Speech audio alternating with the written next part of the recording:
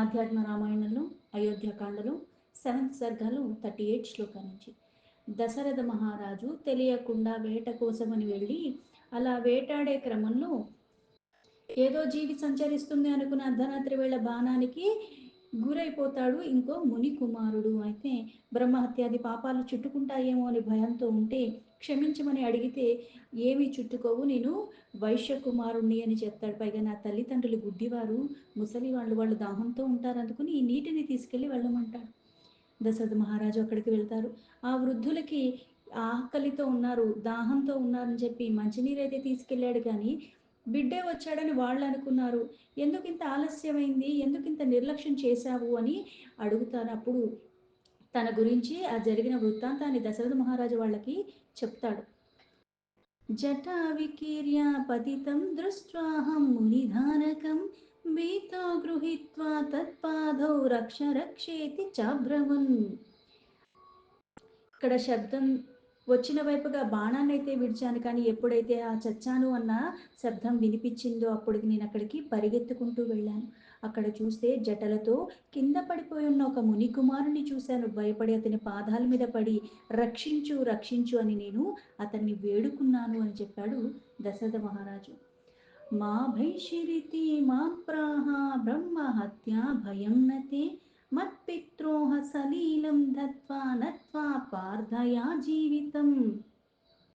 భయపడద్దు, నీకు బ్రహ్మహత్యాది దోషం ఏమీ తగలదు. అయితే నా తండ్రికి ఇద్దరు వృద్ధాప్యంలో ఉన్నారు, పైగా గుడ్డివారు. వాళ్ళకి నీరిచ్చి వాళ్ళకి నమస్కరించి ప్రాణదానం చెయ్యమని వాళ్ళని వెళ్ళి కోరుకో అని చెప్పాడు.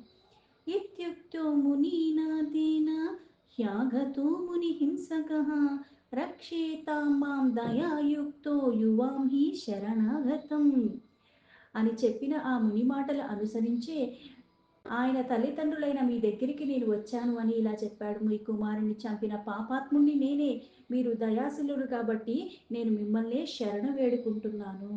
నేను మాత్రం మీ పిల్లాడిని చంపేశాను కానీ నా ప్రాణభిక్ష మీరు ఇచ్చేయండి అని అడిగితే ఎవరన్నా ఇచ్చేస్తారా? కాకపోతే తెలిసి చేసినా తెలియకుండా చేసినా సరే ఒకటి చేసినప్పుడు పశ్చాత్తాపము, తప్పు చేశామని తెలుసుకుని, అంతేగాని ఇక్కడ క్షమాపణ అడిగేస్తే మనకి శిక్ష తగ్గిపోతుంది కాబట్టి అడిగేద్దామని అడగటం కాదు ఇక్కడ, పశ్చాత్తాపము. అందుకుని నన్ను క్షమించండి, నన్ను మిమ్మల్ని శరణు వేడుకుంటున్నాను అన్నాడు. ఇతి శ్రుత్వా తు దుఃఖార్త విలప్య బహుశోచ్యతం పతితౌ నో సుతో యత్ర నయత్తత్ర విలంబయన్. ఆ మాటలు విని వారు దుఃఖానిలో ఇంకా పాపం రోధిస్తూ ఉన్నారు. నేలపై పడిపోయి మా కుమారుడు ఎక్కడ ఉన్నాడు, అక్కడికి మమ్మల్ని కూడా ఆలస్యం చేయకుండా త్వరగా తీసుకువెళ్ళు అని పలికారు. తతో నీతో సుతో యత్ర మయాతో వృద్ధ దంపతి స్పృష్ట్వా సూతం తౌ హస్తాభ్యాం బహుశోధ విలేపతు. బాలుడు పడిపోయి ఉన్న చోటికి ఆ వృద్ధ దంపతుల్ని తీసుకెళ్లాడు దశరథ మహారాజు. అయితే వారు ఎక్కడైతే ఆ బాలుడు పడిపోయాడో వాళ్ళ బిడ్డని చూసి ఒక్కసారిగా పట్టుకుని ఎంతగానో విలపించారు. హే హేతి క్రందమానౌతో పుత్ర పుత్రేత్యవోచతాం జలం దేహేతి పుత్రేతి కిమర్థం నా దదాస్యలం. ఓహో అంటూ బిడ్డ అని కుమార కుమార అని పాప ఏడుస్తూ, నాయనా మాకు ఇంత నీటిని తీసుకురావడానికి వెళ్ళావే, ఇంకా ఎందుకు అంటే ఇక్కడ ఇవ్వటానికి ఇంకెవరు లేదు, ఉన్నది నువ్వు ఒక్కడవే, నువ్వు కూడా మరణించావు, ఇంకా మేము ఎందుకు జీవించి ఉండటము అని విలపిస్తూ ఉన్నారు. తతో మామూచతు శీఘ్రం చితిం రచయ భూపతి మయా తదేవ రచితా చితస్తత్ర నివేశితాః త్రయస్త్రాత్రాగ్నిర్ నిరుత్సాహృష్టో దగ్ధాస్తే త్రిదివం యయుః. పైగా పిల్లల్ని చూసుకునే మనకి కాస్త ఆనందంగా ఇంకా జీవితాన్ని గడుపుతూ ఉండాలంటే పిల్లలే మనకన్నా ముందు వెళ్ళిపోతే అది ఇంకా బాధగా ఉంటుంది, ఇంకా జీవించే అర్థం ఏముంది అని అనిపిస్తూ ఉంటుంది. అందుకే వాళ్ళు మళ్ళీ రాజైన నాతో చెప్పారు వెంటనే చితి చేయాల్సినవి అవన్నీ కూడా ఏర్పాటు చెయ్యమని, చితికి సంబంధించినవి ఆ కార్యక్రమానికి. అప్పుడు నేను కూడా వాళ్ళు చెప్పినట్టుగా అన్నీ ఏర్పరిచాను. అప్పుడు వాళ్ళు ముగ్గురు కూడా చితిపైకి నేను చేర్చాను. అంటే ఎక్కడ చచ్చిపోయిన బిడ్డను బ్రతికున్న తల్లిదండ్రులు కూడా, ఎందుకంటే మేము జీవించి ఉండి దండగా మేము కూడా తనతో పాటునే మరణిస్తాము స్వచ్ఛందంగా అని వాళ్ళ ముగ్గురికి నేను చితిని ఏర్పరిచాను. చితికి నిప్పు ముట్టించటం పడుట కూడా ముగ్గురు దగ్ధమై స్వర్గానికి వెళ్ళారు. తత్ర వృద్ధః పితప్రాహ త్వమప్యేవం భవిష్యసి పుత్రశోకేన మరణం ప్రాప్యసే వచనాన్ మమ. ఆ సమయంలో అక్కడ చితి ఏర్పరిచి అన్నీ అయిపోయాక ఆ వృద్ధ తండ్రి అన్నాడు నాతో, నీకు కూడా ఈ గతే ప్రాప్తిస్తుంది గాక, నువ్వు కూడా పుత్రుడొక్క శోకంలోనే మరణాన్ని పొందుతావుగాక అని పలికి నన్ను శపించాడు. అంటే ఇక్కడ ఆయన శపించాడు కాబట్టి దశరథ మహారాజుకి ఈ స్థితి వచ్చిందని అనుకోవటానికి లేదు. ఎందుకంటే మనం ఏది చేస్తామో దానికి తగ్గట్టుగానే ప్రతిఫలం కూడా లభిస్తుంది. పైగా ఏదైతే ఇప్పుడు అందుకే అంటారు చాలా, చేతితో చేసిన పాపం ఆ చేతికి తగులుతుంది, నోటితో చేసింది నోటికి, కంటితో చేసింది కంటికి. శిక్ష అన్నది కూడా అలా, అంటే నువ్వు ఏది చేసావో అదే రూపంలో నీకు కూడా తగులుతుంది. ఒక బిడ్డని తల్లిదండ్రులకి దూరం చేసిన కారణంగా అదే గతి నీకు కలుగుతుంది అని అంటంలో ఆ కర్మకి ప్రతిఫలం అలానే లభిస్తూ ఉంటుంది ఎవరైనా సరే. సా ఇదాनीं మమ ప్రాప్తః శాపకాలో నివారితః ఇత్యుక్త్వా విలలాపాద రాజా శోక సమాకులః. అనివార్యమై అంటే అది నివారించడానికి వీల్లేనటువంటి అట శాప రూపం నాకేదైతే లభించిందో ఇప్పుడు నాకు ఆ మృత్యువు కూడా ఈ విరహ వేదన, నా బిడ్డ నాకు దూరం అయిపోయాడు కాబట్టి ఇప్పుడు నాకు మృత్యు సంభవిస్తుందంటే అది నిజంగా సత్యమైపోతుంది అని పలికాడు దశరథ మహారాజు. ఇంత శోకంలో ఉండి ఇంకా ఇంకా విలపిస్తూ ఉన్నాడు. హే రామా పుత్ర, హే సీతే, హే లక్ష్మణ గుణాకర, త్వద్వియోగాదహం ప్రాప్తో మృత్యుం కైకేయ సంభవం. కుమార రామ, అయ్యో సీత, గుణనిధి, హే లక్ష్మణ, కైకేయి వలన కలిగిన ఈ వియోగ కారణంగా నాకు మరణం సంభవిస్తుంది అని అంటూ వదన్నేవం దశరథః ప్రాణాస్త్యక్త్వా దివం గతః కౌసల్యా చ సుమిత్రా చ తదన్యా రాజయోషితః చక్రుషుశ్చ విలేపుశ్చ ఊరస్తాడనపూర్వకం వసిష్ఠः ప్రయయౌ తత్ర ప్రాతర్మంత్రి బిరావృతః. ఇక్కడ నాయన అని మాట్లాడుతుంటే రాముణ్ణి తలుచుకుంటూ రాముణ్ణే స్మరిస్తూ అలాగ మళ్ళీ తన చేసిన దానికి ప్రతిఫలంగా ఇప్పుడు ఇలా సంభవిస్తుందని అవన్నీ ఒక్కసారిగా గుర్తు తెచ్చుకుని దశరథ మహారాజు ఇలా మాట్లాడుతూనే ప్రాణాలను వదిలేశాడు, స్వర్గానికి వెళ్ళిపోయాడు. ఆ సమయంలో అక్కడే ఉన్న కౌసల్య, సుమిత్ర, ఇతర రాణులందరూ కూడా గుండెల బాదుకుంటూ వాళ్ళు కూడా ఏడుస్తున్నారు. ఒక పక్క రాముడు దూరం అయిపోయాడు, ఇప్పుడు దశరథ మహారాజు కూడా స్వర్గస్థుడైపోయాడు, ఈయన శాశ్వతంగా దూరం అయిపోయాడు. అందుకే ఇక్కడ ఉదయమునే మునివరుడైన వశిష్ఠ మహర్షి కూడా అక్కడికి వచ్చాడు ఆ ప్రదేశానికి. తైలద్రోణ్యాం దశరథం క్షిప్త్వా దూతానత భ్రమిత్ గచ్చత త్వరితం సాశ్వాయుధాజిన్నగరం ప్రతి తత్రాస్తే భరతః శ్రీమాన్ శత్రుఘ్నస్య సంహితః ప్రభుః ఉచ్యతాం భరతః శీఘ్రమాగచ్చేతి మమాజ్ఞయా. దశరథ యొక్క ఆ శరీరాన్ని ఒక నూనె పాత్రలో పెట్టారు. ఆ పెద్ద దాంట్లో ఒక నూనెలో ఆయన్ని పెట్టారు.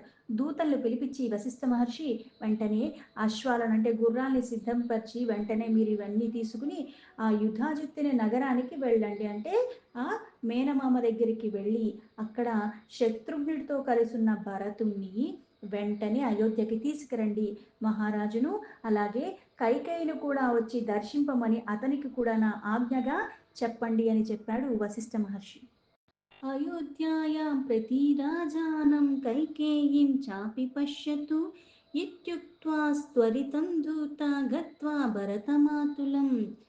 వెంటనే ఆ దూతలు కూడా తొందర పెట్టగా వాళ్ళు భరతుడు ఒక మేనమామ అయిన యుధాజిత్తుకి అక్కడికి వాళ్ళు త్వరగా వెళ్ళిపోయారు. ఆయనకి నమస్కరించి అక్కడికి వెళ్ళి సోదరులు ఇద్దరినీ కూడా తమ యజమాని భరతుడితో సహా ఇట్లా మాట్లాడుతున్నారు.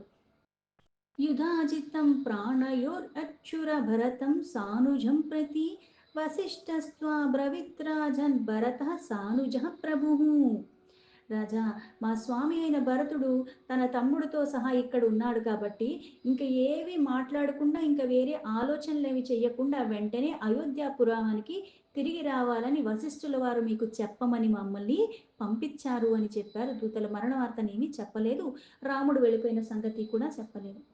శీఘ్రమాగచ్చతు పురీమా అయోధ్యామవిచారయన్ इत्यज्ञप्तोधा भरतस्त्वरितं भयविह्वलः अययो गुरुणादिष्टः सह दूतेस्तु सानुजः राज्ञो वा राघवस्यापि दुःखं किञ्चिदुपस्थितम् ఆ ఆజ్ఞని వినిన వెంటనే భయంతో భరతుడు కాస్త బాధకి లోనైపోయాడు. గురువారి ఆజ్ఞను అనుసరించి వెంటనే తన సోదరుడైన శత్రుఘ్నుడితో అలాగే దూతలతో పాటు తిరిగి అక్కడి నుంచి అయోధ్యకి తిరిగి ప్రయాణం అయితే మొదలుపెట్టాడైతే అవశ్యంగా రాజుకో రాముడికో ఏదో అయ్యింది, ఆ దుఃఖం కలిగింది కాబట్టే వశిష్ఠుల వారు నాకు సందేశాన్ని పంపించారు. లేకపోతే తండ్రి పంపిస్తాడు, లేకపోతే అన్న, లేకపోతే అమ్మ పంపించాలి. వీళ్ళెవరూ కాకుండా వశిష్ఠుల వారు పంపించారు అంటే ఇక్కడ దశరథ మహారాజుకు రాముడుకు ఏదో అయ్యింది. ఆ అనుమానం బాధ ఇంకా పెరిగిపోయింది భరతుడికి. ఇది చింతాపరో మార్గే చింతయన్ నగరం యయో నగరం భ్రష్టలక్ష్మీకం జనసంబాధవర్జితం. ఎంత త్వరగా వీళ్ళు వెళ్ళారో అంత త్వరగానే వాళ్ళు కూడా బయలుదేరి వచ్చేశారు. అయితే అలా మార్గంలో ఆలోచించుకుంటూ ఉన్నాడు భరతుడు. మొత్తానికి నగరానికైతే చేరుకున్నాడైతే ఆ నగరము పూర్వంలాగా శోభతో లేదు, శోభ విహీనంగా ఉంది. పైగా జన సమూహాలు ఎక్కడా ఎవ్వరూ లేరు, అందరూ అదే బాధలో ఉన్నారు కాబట్టి ఏ పనులు ఎవ్వరూ ఏమీ చెయ్యట్లేదు. అందుకని జనాలు ఎక్కడా కనిపించట్లేదు, ఉత్సవాలు కానీ ఏవీ కనిపించట్లేదు ఆ నగరం అంతా. उत्सवेश्च परित्यक्तं दृष्ट्वा चिन्तापरोऽभवत् प्रविश्य राजभवनं राजलक्ष्मी विवर्जितम् अपश्यक्ते कयीं तत्र एकामेव सनिस्थितां ननामा शिरसा पादौ मातुर्भक्ति समन्वितः. అంటే ఎప్పుడు కూడా ఈ అయోధ్య నగరంలో ఎప్పుడు కళకళలాడుతూ పక్క దేశాల వాళ్ళు కూడా ఎప్పుడు వస్తూ ఎప్పుడు అంగళ్ళేసి ఉండేవి. ఎప్పుడు అంత కోలాహలంగా ఎప్పుడు అంత ముచ్చటగా ప్రవచనాలు జరుగుతూ ఇక్కడ అంతా జరుగుతూ ఉండేది, ఉత్సవంలాగా ఉండేది. అలాంటిది ఇప్పుడు అక్కడ ఏమీ లేవు, కళా విహీనంగా ఉంది. అంతేకాకుండా ఇవన్నీ చూసుకుంటూ ముందుకు వెళ్ళిపోయాడు. రాజభవనం దగ్గరికి అయితే చేరాడు. అక్కడ చూస్తే కూడా అక్కడ కూడా కళా విహీనంగానే ఉన్నది. అక్కడ ఒక కైకేయి మాత్రమే ఆసనం మీద ఉండటం చూశాడు. అతడు భక్తితో తల వంచి తల్లి పాదాలకి నమస్కరించాడు. ఆగతం భరతం దృష్ట్వా కైకేయీ ప్రేమ సంభ్రమాత్ ఉత్థాయ మాలింగ్య రభసా స్వంకమారోప్య సంస్థిత. భరతుణ్ణి చూసేసరికి కైకేయి ఎంతో ఆనందంగా ప్రేమగా తన దగ్గరికి తీసుకుని హృదయానికి హత్తుకుని చక్కగా ప్రేమతో అతనితో మాట్లాడుతుంది. మూర్ధ్వా వ్యగ్రాయ పప్రచ్చ కుశలం స్వాకులస్య సా పితా మే కుశలీ భ్రాత మాతా చ శుభలక్షణ. ఈవిడ నిజంగా ఎంతలాగా అంటే ఒక కొన్ని కొన్ని కోరికల కారణంగా కొన్ని ఆశల కారణంగా మనం ఎంతైతే విచక్షణ రహితంగా ఎంత దిగజారిపోతాము అంటే విచక్షణ లేకుండా అయిపోయిన కారణంగా కొన్ని వాటికే స్పందిస్తాం, మనకు అనుకూలంగా ఉన్న వాటికే స్పందిస్తాం, తతిమా వాటికి స్పందన అన్నది ఉండదు. అందుకే ఇప్పుడు రాజు మరణించాక ఆ వార్త తెలిసే వచ్చాడని తెలుసు, తిను చేసిన కారణంగా ఇవన్నీ జరిగాయని తెలుసు, కాకపోతే ఆవిడికి దాని మీద ఏమీ లేదు. అందుకే చక్కగా భరతుడిని దగ్గర, ఎందుకంటే ఈ భరతుడి మీద మమకారంతోనే కొన్ని తను చేసింది కాబట్టి దగ్గరికి తీసుకుని, పైగా తన తండ్రి ఎలా ఉన్నాడు, తన సోదరుడు ఎలా ఉన్నాడు, అక్కడ అన్నీ అడిగి ఆ శుభ లక్షణాలైన కుశలమే కదా అన్ని, తన తల్లి గురించి అవన్నీ కూడా చాలా చక్కగా అంటే ఏమీ జరగనట్టుగా వాళ్ళ క్షేమ సమాచారాన్ని అంతా కూడా అడిగి తెలుసుకుంది. दृष्ट्वा त्वमद्य कुशली मया दृष्टोऽसि पुत्रक इति पृष्टः सा भरतो మాత్రా చింతా కులీంద్రియ. అంతేకాకుండా నాయన, నేడు నిజంగా చాలా భాగ్యవశను, మళ్ళీ నేను నిన్ను క్షేమంగా చూస్తున్నాను అంది. క్షేమంగా చూడటానికి వెళ్ళింది మేనమామ ఇంటికి, పైగా ఇప్పుడు కొత్తగా ఏం వెళ్ళాడు, ఎప్పుడూ వెళుతూనే ఉన్నాడు. అయితే ఈవిడికి ఏదైతే మనసులో ఒక సంకోచం వచ్చేసింది, అనుమానం వచ్చింది, భరతుణ్ణి క్షేమంగా ఉంచుతారో ఉంచరో. అందుకుని అధికారం చేజిక్కాకైనా సరే మళ్ళీ భరతుడికి ఎక్కడ హాని తలపెడతారో అనుకుని ముందుగానే వరాల నెపంతో రాముణ్ణి దూరంగా పంపించేసింది. అందుకే ఇక్కడ నేను మళ్ళీ నిన్ను క్షేమంగా చూడగలుగుతున్నాను అని తల్లి పలకగా భరతుడు మళ్ళీ కాస్త అనుమానానికి, ఎప్పుడు వెళ్ళేదే ఎప్పుడు వెళ్ళి వచ్చేది, ఇప్పుడు నేను క్షేమంగా నిన్ను చూడగలుగుతున్నానని అనుంటుంది అనేసి కాస్త చింతాక్రాంతుడైన భరతుడు మనస్సుతో అమ్మా తండ్రి ఎక్కడా అని అడిగాడు. దయామానేన మనసా మాతరం సమపృచ్చత మాతః పితా మే కుత్రాస్తే ఏకా త్వమిహ సంస్థిత.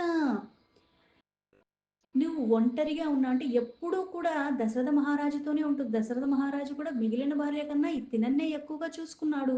అందుకుని ఎప్పుడూ ఇక్కడే ఉండేవాడు. అలాంటిది ఇప్పుడు నువ్వు ఇక్కడ ఒంటరిగా ఉన్నావేంటి? తండ్రి లేకుండా నువ్వు ఏకాంతంగా ఉండవు కదా! అలాంటిది నువ్వు ఒక్కదానివే ఇక్కడ ఎందుకు ఉన్నావు? అంతా బాగానే ఉంది కదా అని అడిగాడు. त्वया विना न मे तातः कदाचिद्रहसि स्थितः इदानीं दृश्यते नैव कुत्र तिष्ठति मे वद. నువ్వింత ఏకాంతంగా ఒకదానివే ఎందుకున్నావు? పైగా నా తండ్రి ఇక్కడెందుకు కనిపించట్లేదు? ఆయన ఎక్కడ ఉన్నారు అని అడిగాడు.